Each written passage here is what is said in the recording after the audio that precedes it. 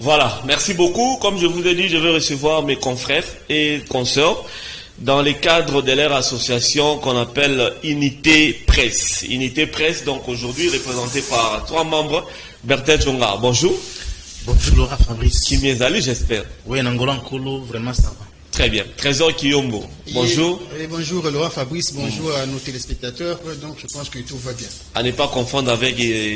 Non, non. Ouais, Top Congo, non, moi, je suis ça Top Congo. Merci beaucoup.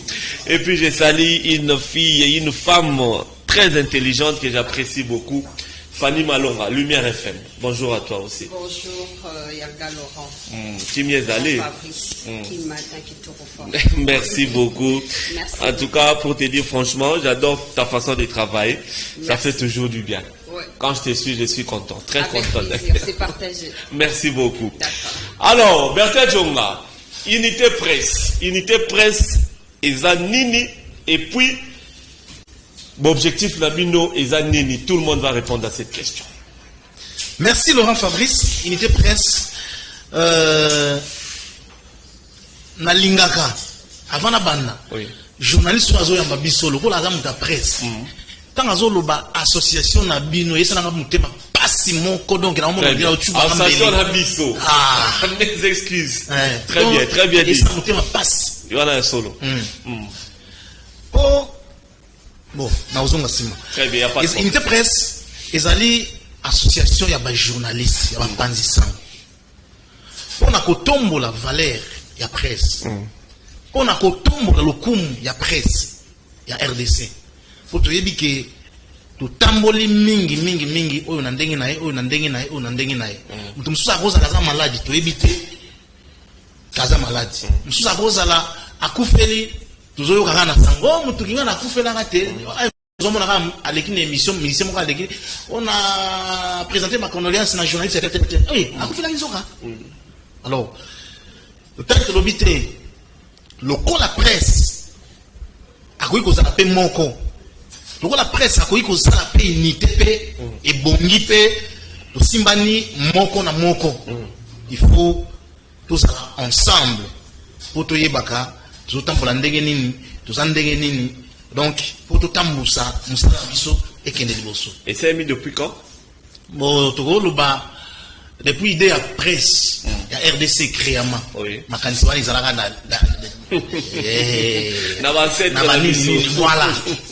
Alors, les gens ont la TV boy. Mais ça, Et Bandakal. ils ont ma candidature, ils ont depuis presse, ça. Quand ignorance, n'a pas tout le temps pour l'anango. Ndé lo guani zari nangoti. Mais la génération Oyo, Ndengeza ressurgi boy. Quel est le constat où ça les maquis pour qu'il y ait unité presse et zongue la pénage et ça et refaire surface? Constat où ça. Constat où ça mis et que tout le temps moula. Net Bible ndenge lo bara chacun suivait sa propre voie. Alors toujours y baté mutu kinga omona na okena matanga journaliste moko boy. Mais écoute attends ndeko na journaliste azati. Bato ba comme alors bah journaliste Bayete. Bayete. Total tobité to ko tamba la bongo te il faut que ça la ini. Pour tout le monde la rata sonya baninga. Faites un journaliste. OK bina boye mo ko lobi. Oh. To maso na de to zanika ba masa boye ka nde na yelinga to maninga mususu bazati. Alors tu ota tobité soki unité zali to bana ko talana. Tubana kukindili ezati kaso mtabeli mtakosa la perfect mususa koza la pe alana posa que non anniversaire na ngana sepela na baninga unité presse Très bien. donc unité wana ekoyi kosunga biso na ba domaine nyos na banzela nyos. Très bien. Alors, Fanny Malonga, la même question l'a posée à Bertin. Le constat qui a été fait pour la unité presse et ressurgir et refaire surface.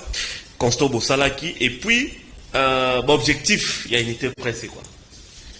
Merci beaucoup pour la question, c'est vraiment très intéressant. Très bien. Vu que au moment où on m'avait intéressé, non, Fanny, vous devez faire partie de notre unité presse. Je dis, mais je suis congolaise. Je suis congolaise de la RDC. Donc, Nazali 100%. patriote. Non, 50-50. Voilà. Nazali patriote, Yamboka Congo et presse, Nazali 4e pouvoir. Quand là que tu as 4e pouvoir et que tu as unité, il y a un peu de souci. Parce que le lorsque total la génération ba Chantal Kanim, ba grande sœur na biso ya musala, ozotala que ba on se retrouver. So total la génération ya ba mususu ba sali ba kombo na otanga wa tebele. Au moins que ba on se retrouver mais biso génération oyo na ba génération ezoya, na ba génération to kuti idée mokote ya musala. Et on a apprécié qui idée oyo non. C'est vraiment fabuleux. Et je sais que nous avons une appartenance. Nous avons une famille. Et dans ta famille, on a toujours sur le problème na biso. Ce qui est que Laurent Fabrice a un projet qui a créé, a intéressé Trésor Kiyombo, a intéressé Bertin Djunga, a intéressé Baninga Moussousou Tozana Barote. Tu vois que ça n'a pas idée. Laurent Fabrice a joué Makassi. Ezaka makama maladie. Mais ce qui te sali constat wana que baninga mususu bazo bela baninga mususu bazo kufela tope bazo kufa tozo ebate eza parce que toza unité to créer unité presse pour te beta masolo ya biso presse oyo eza organe nyonso toza ba organe nyonso ya République démocratique du Congo mais to bandi na Kinshasa. Pourquoi Kinshasa? Parce que ville à Kinshasa toza na ba commune Meke. Il faut recenser les journalistes Oyo, Bazana Mboka, Kinshasa. Et Zaka Kabaïba Lobaka na TVT, na radio, na Baïba film Rabiso, na ba réalisateur Nabiso, ba héros dans l'ombre, na ba ninga ya presse écrite. Bangonyo se baza inclus na kata projet Oyo. Et ça projet Moko ya Kitoko. Pourquoi? Parce que ba journaliste Oyo Tozali, Tozara na soin adéquaté.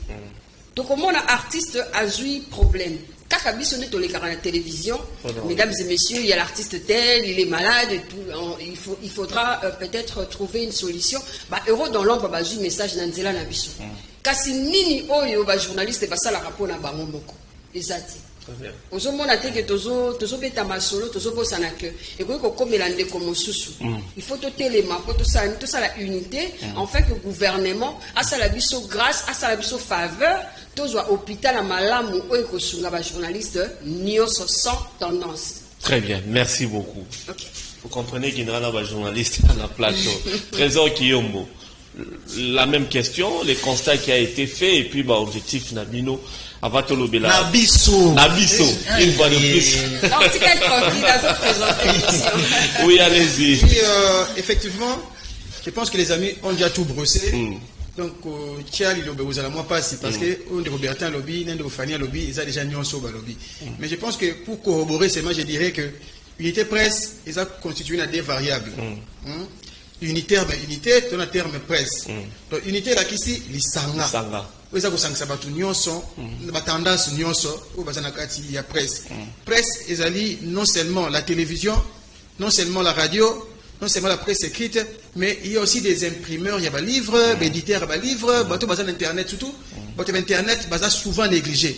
Maman rabonet bateau moko kara bazar bateau moko internet bazar ngatina tout mais ok internet les lopes ils ont joué un rôle très important. Et bateau bazar ko jouer d'informations internet avant coup de base de la TV na la radio parce que internet à tous en nzela na mutuka na téléphone na yo makamu ils ont tambula. Mais totalement constat qui est vraiment amer comme on a finalité à la journaliste. Comme j'ai toujours l'habitude de dire que notre métier c'est un très beau métier, mais c'est un métier très ingrat. Très ingrat. Tu verras que Moutou a presté na Azagi journaliste et puis Azagi na moi organe moko tango beli a communauté mo abandonné a commis ko luka bazar occupé té loko moroté a souffrir donc on va dire non, on n'a pas assez de moyens. On n'est pas des Bill Gates, on n'est pas d'Abed Achou, mais na moi ba maigre moyen autoza nango to ko komi sungana. Donc si vous prenez pas en charge, ne pensez pas que l'icole koya est prendre en charge la binoté. Bino faut nous se prendre en charge donc to ba il tous à lisanga to sima le boko na loboko afin que tous se soutenir mutuellement. Très bien, merci beaucoup. Alors, unité presse Bertin Djonga, on a les images ici. Makosa ko illustrer l'Arabie Saoudite to loba. Parmi les objectifs d'Abino, vous êtes en train de parler également du social. Oui. Donc, moni bokendegi descente et pas yande gonabiso pasteur Boana, au batuma mona vraiment kala, batukus ba yebite ceux qui yakenda wapi soka kenda poto. Voilà, c'est ce que disent les autres. Et puis nande gonabiso Wilda, pas na molière télévision. Le benabiso non masolongo avant Pefania loba. Idée utayi wapi et puis qu'est-ce que vous avez fait concrètement na bilili wana to monde. Bon, idée zara ndenge to expliquer. totali to raisonner to bina temps oyo nana kozala na souci ya keto kinde kutala pour moni ndenge toza ata numéro eza affiché wana soki journaliste moko aza peut-être malade quelque part akosa na biso pe signe kana numéro wana yeno toza na communauté toza boy biso to se préparer au moment opportun ndenge ankola bosunga très bien to wikile pe kutala alors tango tu ko raisonner pasteur bon apeta mona ikala o akenda tu vas se renseigner trésor où est-ce que le numéro na été Fanny est-ce que le numéro te tu vas luka ti to bengi oh non ngako tu so na expliquer bino histoire na ngandeke na zabo côté na koma msusu longue histoire mais na koma na monga fulo ebi côté ya mama koko oki ne ba Congo beno le corps va ba Congo oki ne na ba Kimbondo kutaba Kimbondo kuna nde nazali poto koma kuna qu'est-ce qu'il faut faire pour imaginer la transport venez golia biso or biso ba journaliste biso monde tozalara bonjour mesdames mesdemoiselles et messieurs aujourd'hui le président Wilson a été évacué est-ce qu'il y a basi ba évacuer OK on peut savoir information baninga et tu as raison to kende to tala kala ba maigre moyen na biso ba 2000 francs 1000 francs 500 ya mutu na muta Congoli okena ba vivre tokeika ndeko zomona image wana ngana olinga so na lobi mamba image senga image bato ba moni ba yoki na ndenge alobi po eza bato mususu bazokanisa pasteur bona kenda poto azana poto basi ba soin déjà c'est comment normal azani kana monga fulawa amo fanda kutu na famille ya ba mwasi. Très bien. Alors, tous un peu de son, il y a pasteur Bonakande bon t'as les visites, tous en son et puis tous on a fait un commentaire dessus.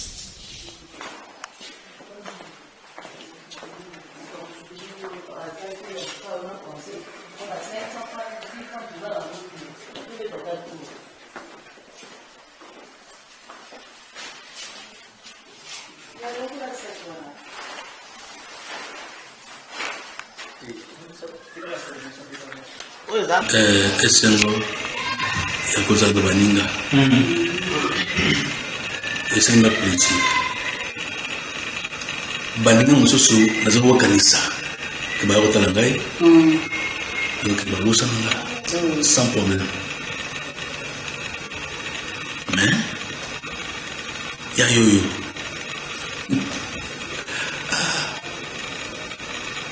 yoki tobenga ngai te quand on benga tout le monde va m'ouvrir au salon visite donc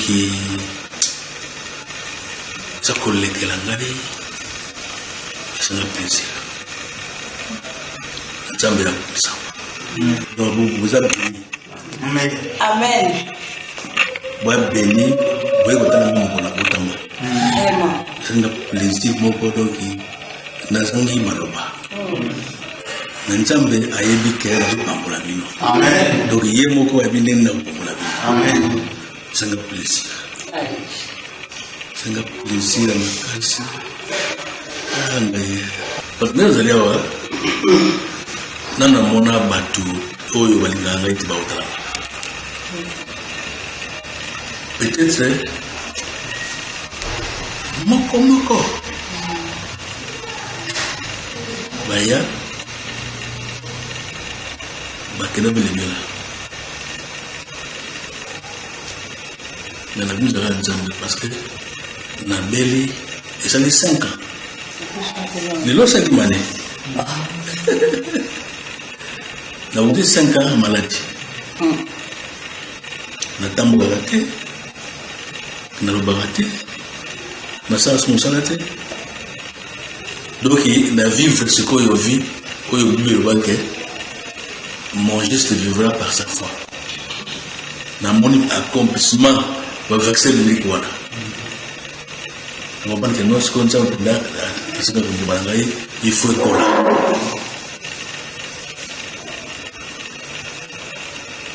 Donc il y a plaisir. Donc quand ça mon thème est pas à mon tout. Il était presque il y a danger. Il était presque, ça s'appelle unité. Bon, voilà Pasteur Bwana, Bochugomona, Lumière FM, Fanny Malonga. Laurent Fabrice. C'est stressant et puis c'est révoltant. Et je peux savoir que la voix Oyo et accompagner Mokili et accompagner, communiquer, et accompagner l'information. Et ça lui peut nous saler dans le monde, mais les loyaux, et Fandina, mon gafou, la nasuka, car la liberté, ou Chikoloba. Kota la Oyo unité presse, à outil qu'on sala pour la pasteur Bwana. Ceux qui battent bataille, on a mis sur Yabomoto, Baoluba, et l'eau du Bokinde, au Salapuna. L'osso, Miliki, ça vend de Mafuta. Non, c'est pas ça. Et ça, moté mandé Pesaka. C'est le cœur qui donne. Moté mécanisme. Toza ba moyen ma cassité. Ya mouké quand des berta lobi to kangi cité to kendo talaï.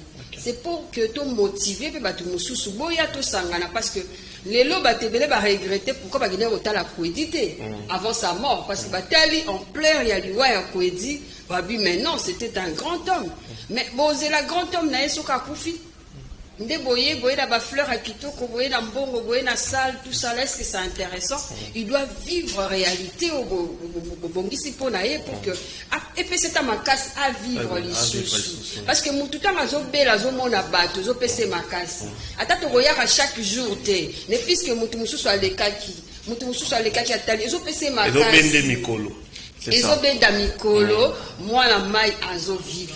C'est comme on dit les Quinois. Donc, esa unité presque ceux qui vont taler en a normal, mais non, esa makamon, c'est comme si on a projet morobo. Non, projet Zak tout sangana, projet Zak Mokili, gouvernement Atalabiso.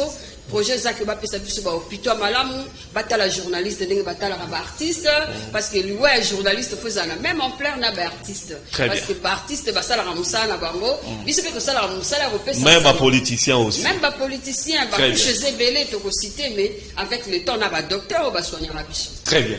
Alors Trésor Kiyombo yo pose une délégation passe dans mon thème c'est que unité presse vous savez quand même le aura bien. Effectivement, ce que boy. Tout ça, il quand même l'aura bien. Pour Bertrand, il y a aussi. Au moins, il faut la reboyer à l'isanga. Il faut ça monter à ma baie. Il faut ça monter au milingité. Et ça, la quitte yomoko, mi vandeli, aux aussi donc, il faut ça bien été. Voilà, bagambi là, était la rambo cagnoso. Était la rambo cagnoso.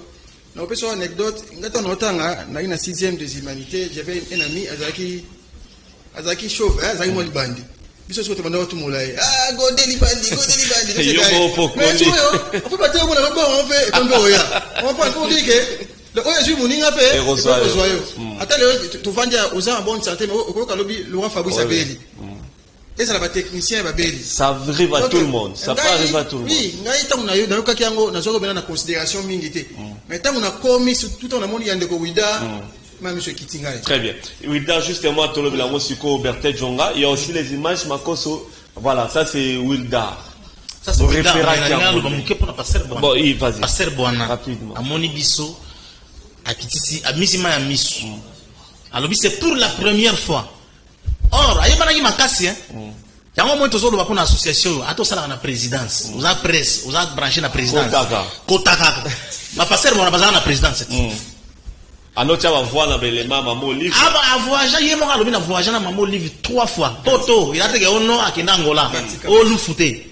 Akenda poto 3 fois. Acha image, acha abina cha voix na Vatican. Au tali niveau, ya voix na zo cha basura Vatican baye.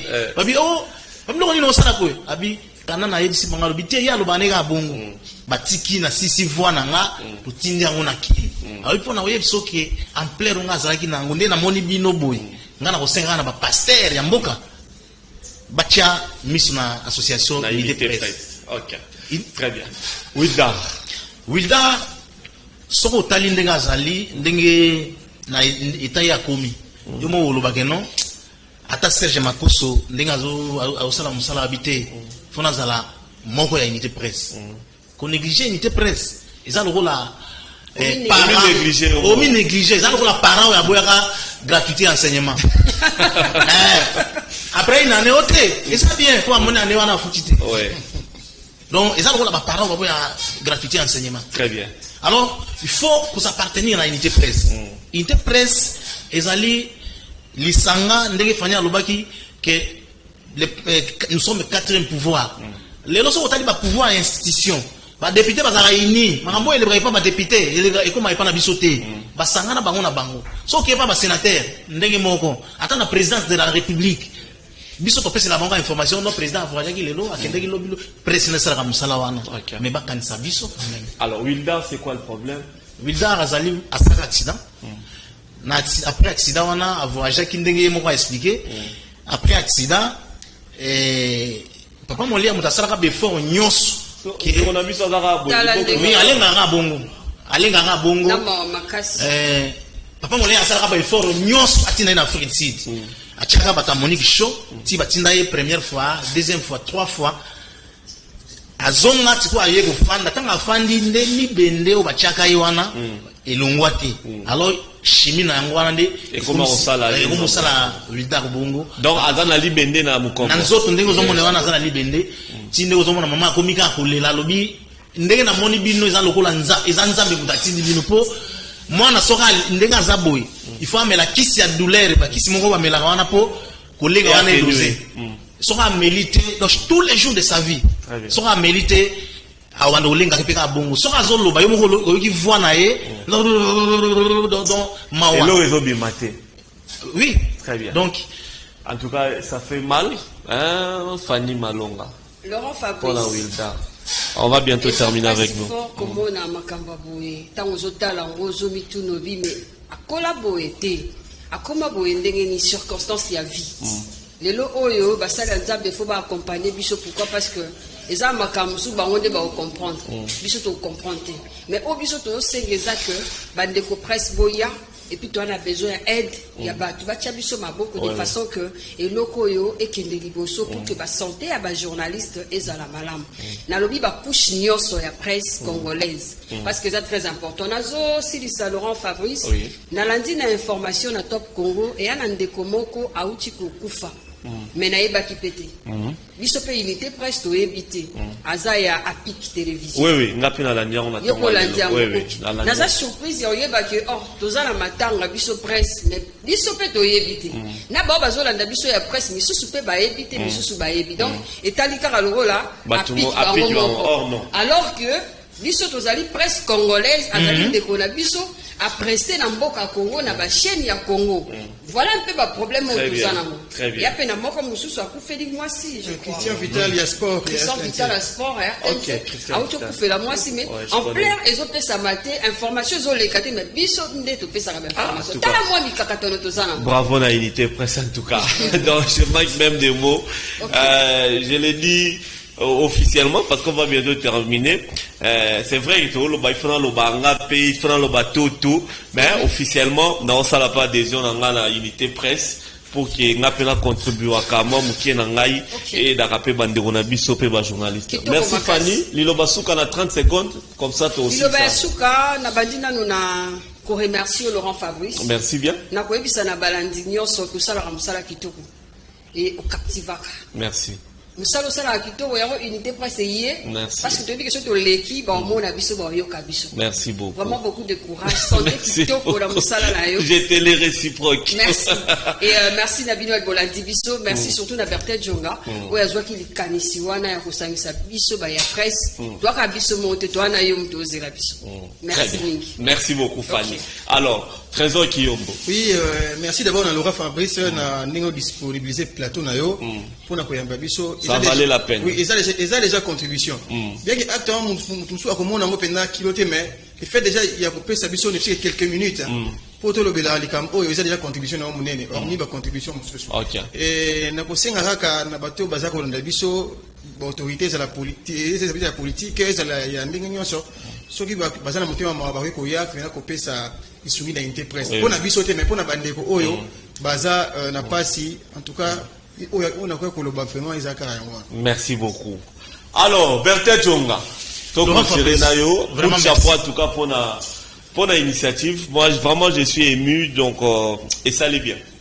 Merci beaucoup, Laurent Fabrice. Merci vraiment à Bandeko Nyonso, au Balandi Biso. Toujours lik et bateau Nyonso, au Bazolanda Biso, Bakoui Kozalape, na contribution moko, Bakoui Kosala, pour na unité presse et Kendeli Bosso. Et ça, biso kande to l'équipe boité et si les bons. Et na oli qui a que non prochainement tant sous Laurent Fabius a ramba biso sous. Pas de problème. Pas de problème. Mais pour nos quotas, dans mon coup c'est un numéro de téléphone, ceux qui membre moko journaliste c'est moi lingi à entrer en contact na. En tout cas journaliste c'est sur la linga côté na unité presse. Naba caméraman. Est-ce la caméraman? Bamako so ba réalisateur ba. Ça je m'accroche tout na ça qui est déjà que non. Oza déjà. Yagi Poutou pas dans libanda. Oui, Yagi Poutou. Bino nyonso bambo pour s'adhérer na unité presse. Yango na zo yebisa bino. Biso to pesa ba information ka o Kingani a été évacué. Le bon biso colonie ni ono Berthe Jonga a été supporté. Rien. Biso ba évacué. Est-ce la présidente de la République biso lui pesa information. Est-ce la ministre biso lui pesa information. Parce que so na musique na concert moko bon na na concert ni ma memi président ba memi na poto. Oh na na concert na nani nani mamoni va kende na kasumbalesa. Kaka presse. Alors pourquoi nous ne sommes pas pris en charge comme il faut? Numéro 089 82 111. Mandela 099 82 111.